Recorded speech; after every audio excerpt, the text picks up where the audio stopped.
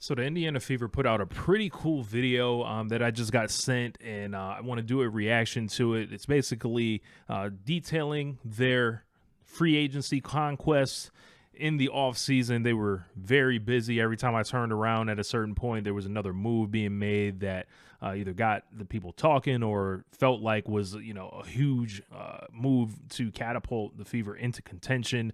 Of course, last season was, the start of a new era in Indiana Fever basketball with Caitlin Clark really establishing herself as, just an all-world player. And, Aliyah Boston finding her way to play with Caitlin Clark, Kelsey Mitchell transforming, into the best backcourt in the league with Caitlin. And this offseason, they just kind of took all steps, they could to really, ensure that this team has the best opportunity to compete while Boston and Clark are under their rookie deals. So make sure you get a shirt. Link will be below. And let's take a look at that video.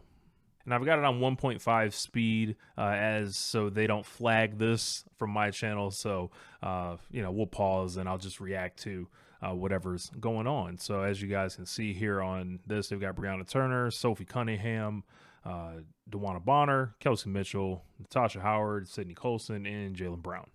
The Indiana Fever just wrapped up their busiest and most successful free agency period ever. After a historic 2024 season set the foundation for the future of the franchise, Kelly Krauskopf and Amber Cox quickly began building, retaining key talent, bringing in all-stars, and adding much-needed experience to a young Fever core. It's possible we may look back at free agency 2025 as the impetus for catapulting the Fever into title contention. Well, it would definitely be, a great thing after, you draft Aliyah Boston and Caitlin Clark in successive drafts. So let's take a look at how we got here and where the Fever stand. And it all started with retaining an all-star. Kelsey Mitchell has proven herself to be one of the league's best scorers. And can we just talk about that real quick? So, Kelsey Mitchell comes back on a one-year deal, and she was someone that I think a lot of people tried to use for various agendas. They were so sure she was just going to leave the glamour franchise in the league to go play with an expansion team, which is flat ridiculous no matter how you slice it. It really made me kind of question a lot of the people that covered the league, because if they were earnestly saying these things, it's like, this doesn't make sense in any way that you think about it, from a basketball perspective, from a financial perspective, from a basketball happiness perspective. No. And three-point shooters year in and year out. The two-time All-Star has finished in the top 10 in wNBA scoring in each of the last 5 seasons.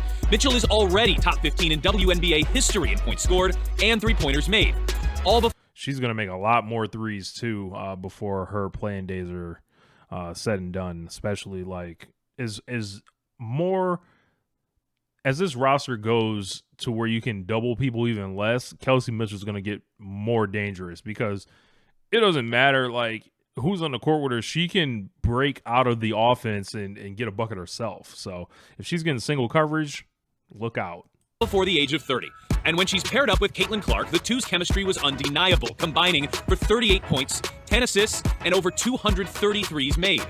With the backcourt locked down and Aliyah Boston in the middle, the Fever front office looked toward the wings.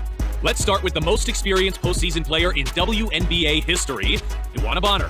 No star has ever played more than her 87 playoff games, a number she'll be looking to significantly add to in 2025. Bonner is a 2-time WNBA champion and a 6-time All-Star who is 4th all-time in scoring and 9th all-time in rebounding.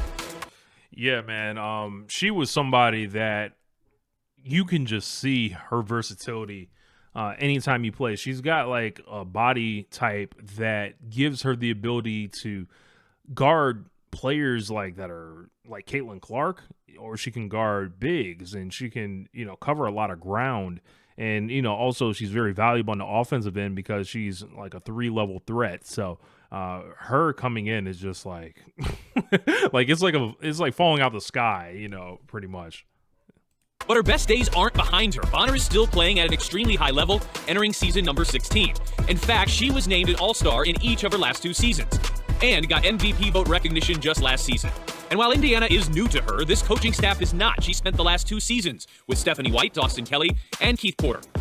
So So there's going to be a lot of continuity there with Stephanie White. Is basically, coming to this new squad. She's kind of like a translator. She's like, hey, this is what, the coach is looking for if the other players don't quite, understand for any reason. But there's the amount of veterans that are added. I don't know if that'll necessarily be an issue. So I think this is going to be such a cohesive roster this year. And, that little bit of continuity because, they turned over a lot. They turned over like 6 or 7 players, turned the coach over with some kind of continuity there. I think will be between, folks like Lexi and Caitlin and, Kelsey, Aliyah.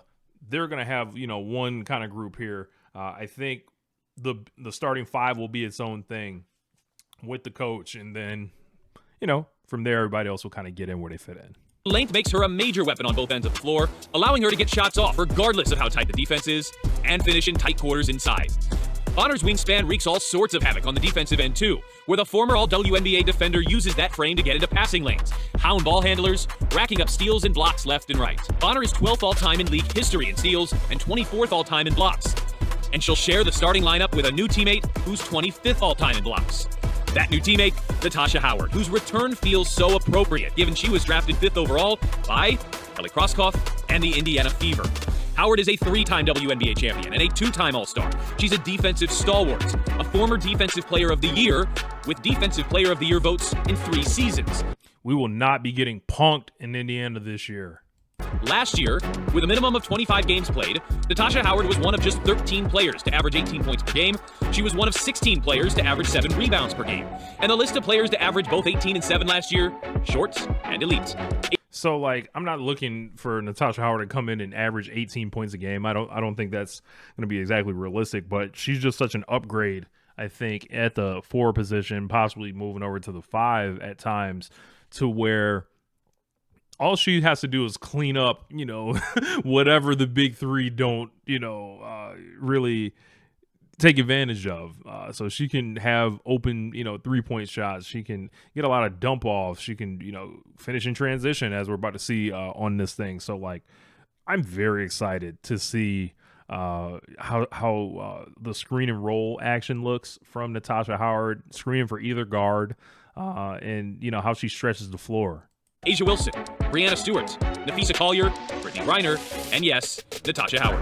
Howard shares the front court with emerging defensive star Aliyah Boston, forming a formidable rim protection duo, but on offense, her game should sync with Caitlin Clark extremely well.